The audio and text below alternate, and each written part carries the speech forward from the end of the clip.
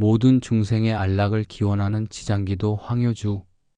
자비도량 참법을 읽으며 지장기도를 드린 지도 어느덧 7년이 넘었다. 자비도량 참법은 중국 양나라의 무제가 죽은 애첩 치씨를 천도하기 위해 여러 고승대덕을 불러 모아 만든 경전에서 중요한 부분만 간추린 것이다. 우리가 지은 업이 불러오는 결과와 우리가 기도한 공덕으로 육취의 모든 중생을 구제하고 회양하는 것에 대한 내용이 주를 이룬다.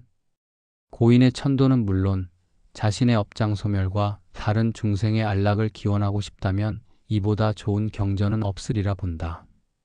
보통 아침 5시에 일어나 출근하기 전까지 약 1시간 정도 자비도량 참법을 읽으며 기도를 드린다. 이 책은 권당 90쪽 정도 되는 분량으로 모두 10책으로 구성되어 있는데 매일 한 권씩 읽으니 열흘이면 책 전체를 완독하게 된다. 100일이면 자비도량 참법 전권을 10번 읽는 셈이다. 이런 식으로 지금까지 7년 동안 지장기도를 하고 있으며 얼마 전부터는 사경까지 곁들이고 있다. 자비도량 참법 수행은 매번 할 때마다 느끼는 바가 사뭇 다르다. 이 책에서 내가 가장 좋아하는 구절은 흐르는 물은 항상 가득하지 않고 맹렬한 불도 늘 타는 것이 아니며 해는 떴다가 어느덧 지고 보름달도 찼다가 기운하니 부귀하고 영화로운 이도 덧없음이 이보다 더하리. 마땅히 부지런히 정진하여 부처님께 예배하여라라는 부분이다. 인간은 늘 만족하며 살 수 없다. 자신이 누릴 수 있는 것보다 기대치가 높다 보니 늘 불만을 느낄 수밖에 없는 것이다. 그게 바로 욕심이다. 그러나 욕심을 버리고 기대치를 조금만 낮게 잡으면 만족하며 살 수 있다. 그래서 나는 자비도량 참법을 읽으며 항상 사사로운 욕심을 버리고 남에게 자비를 베풀 수 있는 사람이 되게 해달라고 기도한다. 그럴 때면 더없이 마음이 평온해진다. 내 마음이 평화로워지니 다른 사람을 대할 때도 늘 웃는 낯으로 따뜻한 말을 해줄 수 있다. 또 진심으로 환자분들을 위하는 마음으로 약을 지어주니 그분들의 쾌유도 빠른 듯하다. 자비도량 참법을 통해 지장기도를 하며 겪은 좋은 일들과 신비한 경험은 숱하게 많다. 한 번은 이런 일이 있었다. 새벽에 지장기도를 마친 후 왠지 기분이 이상하여 출근하는 아들에게 몸조심하라고 각별히 일렀다. 그날 퇴근해서 귀가한 아들은 내게 이런 이야기를 들려주었다. 아침 출근길에 잘 나가던 차가 고속도로 중간에서 갑자기 서더란다. 당황한 아들이 차에서 내려 이곳저곳을 살펴보았지만 차에는 아무런 이상이 없었다. 그렇게 한참을 고속도로에서 서 있다가 다시 차를 타니 아무 일 없었다는 듯이 시동이 걸렸다. 그렇게 얼마쯤 달리다 아들은 끔찍한 사고 현장을 보게 되었다.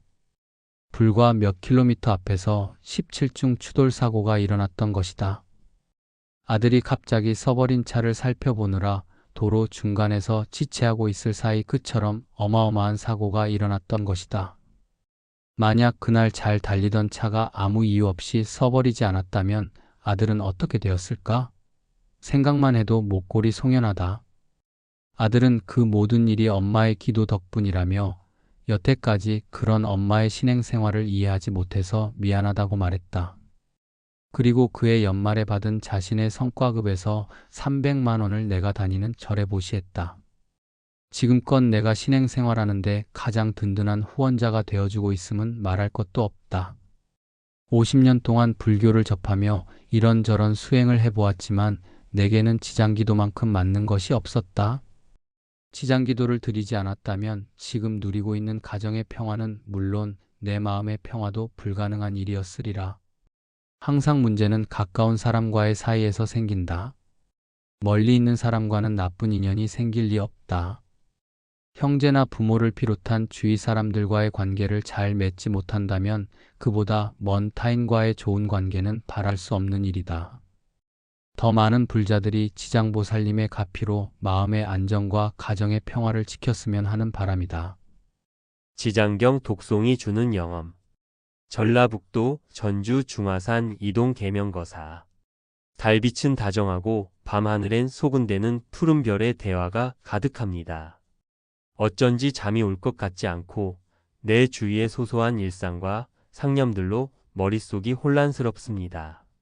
일찍이 부처님께서는 인간이 가진 이루지 못하는 욕망을 간파하시고 일체가 괴로움이라 설하셨습니다. 이것이 바로 번뇌요, 우리가 떨치기 힘든 망상인가 봅니다.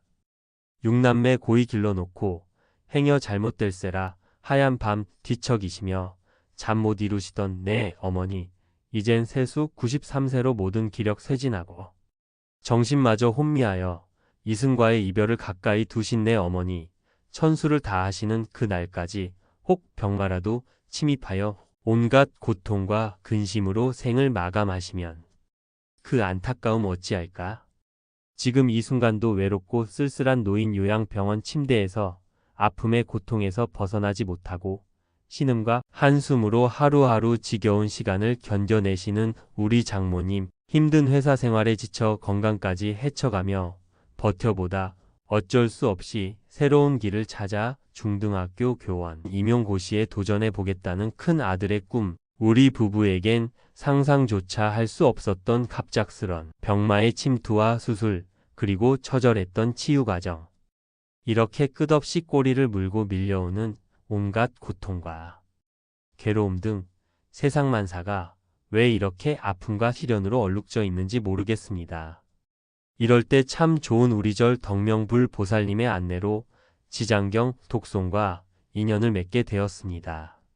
처음엔 무슨 내용인가 싶어 목차를 훑어보니 부록편에 지장경 독송 영업록이 실려 있었습니다.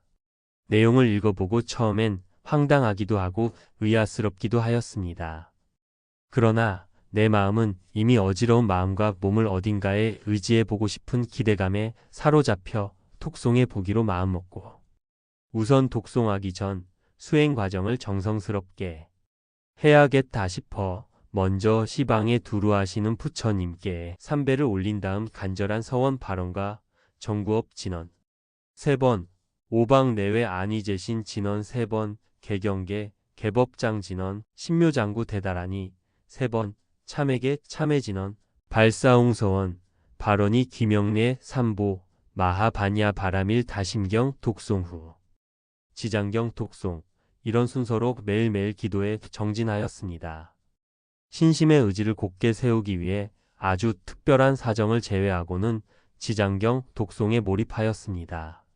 지금까지의 독송이 156회에 이르렀습니다. 이것이 부처님의 기적일까요? 부처님은 대자비로 몸을 삼으시니 병자에겐 어진 의원 되시고 길 잃은 자에겐 바른 길 가르쳐 주시어 일체 중생을 평등하게 이익할 것임을 가르쳐 주셨음에 부처님의 가피가 이 미천한 몸에도 내리셨나 봅니다. 올해 세수 93세의 어머니가 감기 한 번 걸리시지 않고 2층 계단을 오르내리시며 건강하고 근심 걱정 없이 하루하루를 즐겁게 보내시고 계시며 사경을 몇 차례나 넘기셨던 장모님께서도 지금은 아픔의 고통 없이 평안한 마음으로 가족들을 맡고 주위 환자분들에겐 덕담과 위로의 말을 전해주시며 큰 아들 역시 별 어려움 없이 임용고시 합격의 영광을 안게 되었습니다. 저희 부부 또한 치료 경과가 좋아 지금은 생기를 되찾고 건강한 삶의 일상을 추스르고 있습니다. 저는 이러한 모든 일들이 부처님의 크신 자비의 기적이라고 생각합니다. 다른 불자가 쓴 지장경 독송 영업록을 읽고 내가 또다시 이런 글을 쓰리라고는 상상도 못했습니다. 그동안 나의 고뇌와 아픔을 따뜻이 녹여주신 부처님의 자비와 지장경에 다시 한번 감사히 큰절 올리옵고 불법을 깨닫는 일에 게으름 멀리하고 뒤늦게 만난 소중한 인연에 깊은 감사드립니다.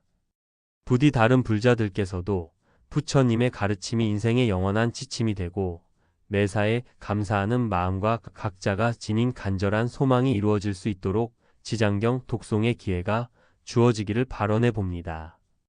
나무서 가모니불, 나무관세음보살, 나무지장보살